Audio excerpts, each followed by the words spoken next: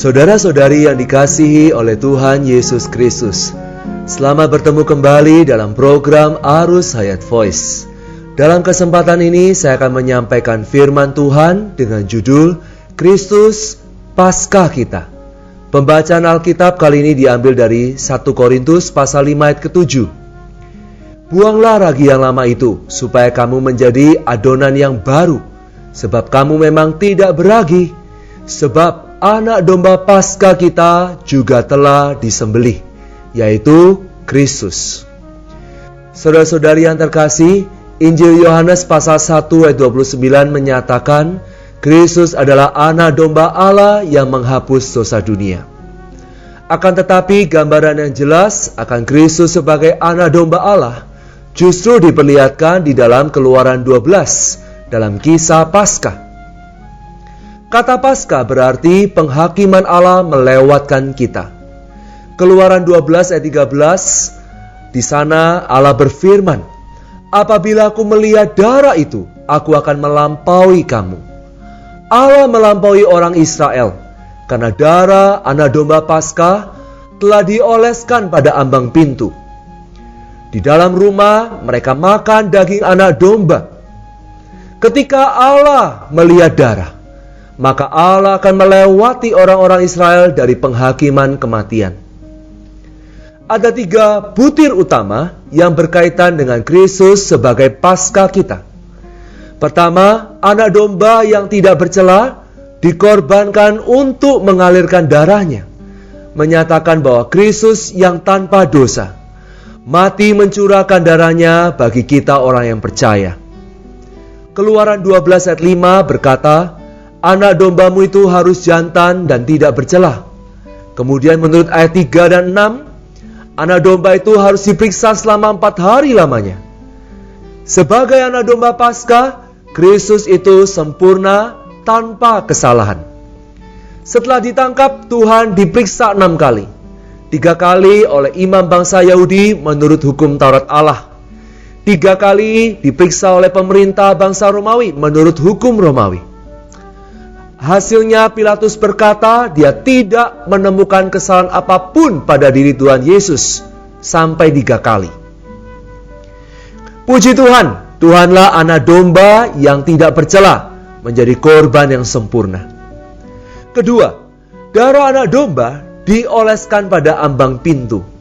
Ini menyatakan bahwa darah Kristus diletakkan di hadapan Allah, dilihat Allah bagi penebusan orang percaya. Darah yang dioleskan pada ambang pintu adalah untuk penebusan, melambangkan darah penebusan Kristus. Ibrani 9 ayat 22 berkata, karena tanpa penumpahan darah tidak ada pengampunan. Dalam Matius 26 ayat 28 Tuhan Yesus berkata bahwa darahnya adalah darah perjanjian yang ditumpahkan bagi banyak orang untuk pengampunan dosa. Karena itu Rasul Yohanes berkata dalam 1 Yohanes 1 ayat 7, darah Yesus anaknya itu menyucikan kita daripada segala dosa. Kemudian ayat 9 berkata, jika kita mengaku dosa kita, maka ia adalah setia dan adil, sehingga ia akan mengampuni segala dosa kita dan menyucikan kita dari segala kejahatan. Puji Tuhan, setiap kali kita mengakui dosa-dosa kita, darahnya akan mencuci bersih dan mengampuni dosa-dosa kita. Ketiga, daging anak domba yang dimakan oleh bangsa Israel menyatakan bahwa Kristus diterima masuk ke dalam kita, orang yang percaya, untuk menjadi tenaga kita, kekuatan kita, dan suplai hayat kita. Untuk terlepas dari penghakiman Allah, bangsa Israel perlu darah anak domba. Tetapi untuk keluar dari Mesir, mereka perlu makan daging anak domba menjadi tenaga dan kekuatan mereka.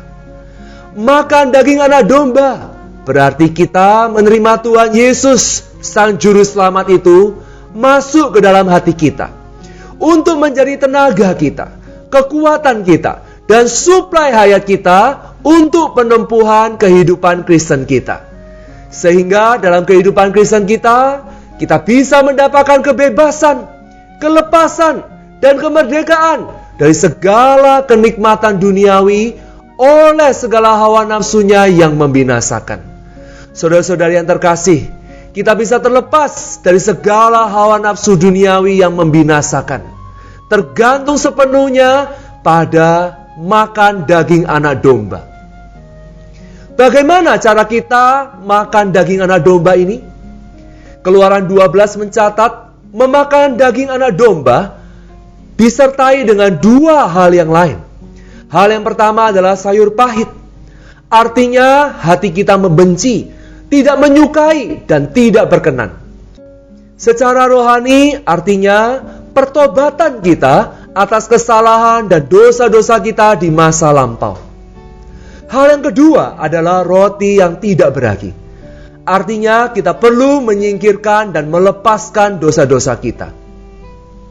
Karena itu di satu sisi kita harus menyesal dan bertobat atas dosa-dosa kita di masa lampau. Kemudian di sisi yang lain kita harus melepaskan dan meninggalkan semua perbuatan dosa kita. Terhadap perkara yang lalu, kita harus memakai sayur pahit pertobatan. Terhadap perkara yang akan datang, kita harus memakai roti tak beragi untuk menyingkirkan dosa-dosa kita. Demikianlah kita baru bersyarat makan daging anak domba. Hari ini sangat banyak orang Kristen yang kerohaniannya tidak bisa bertumbuh. Kerohaniannya berjalan di tempat. Ini dikarenakan mereka tidak mau bertobat. Mereka tidak mau menyingkirkan dan melepaskan dosa mereka di masa lalu. Jadi, saudara-saudara yang terkasih, kita perlu bertobat dan melepaskan dosa-dosa kita, sehingga kita dapat menerima Tuhan Yesus sebagai daging anak domba, menjadi tenaga dan kekuatan kita untuk keluar dari penjajahan dunia ini. Puji syukur kepada Tuhan Yesus Kristus. Dialah Paskah kita yang sejati. Kita dapat mengalami darahnya untuk pengampunan dosa kita. Kita dapat makan daging anak domba untuk menjadi suplai hayat kekuatan kita. Haleluya! Inilah Kristus sebagai Paskah kita yang sejati. Mari kita berdoa. Ya Bapa, terima kasih. Engkau telah memberikan Tuhan Yesus sebagai Paskah kami yang sejati. Terima kasih Tuhan, kami bisa mengalami darah-Mu yang membasuh kami dari segala dosa kami. Tuhan, kami juga memakan daging anak domba. Engkau menjadi kekuatan, tenaga dan suplai hayat kami dalam penempuhan kehidupan Kristen kami. Sehingga kami bisa terlepas dari hawa nafsu duniawi yang membinasakan. Terima kasih Tuhan untuk firman-Mu. Di dalam nama Tuhan Yesus kami berdoa. Amin. Demikianlah firman Tuhan. Sampai bertemu di kesempatan berikutnya. Kasih karunia Tuhan Yesus menyertai roh kita sekalian. Amin. Demikianlah program Renungan Arus Hayat Voice Note pada hari ini.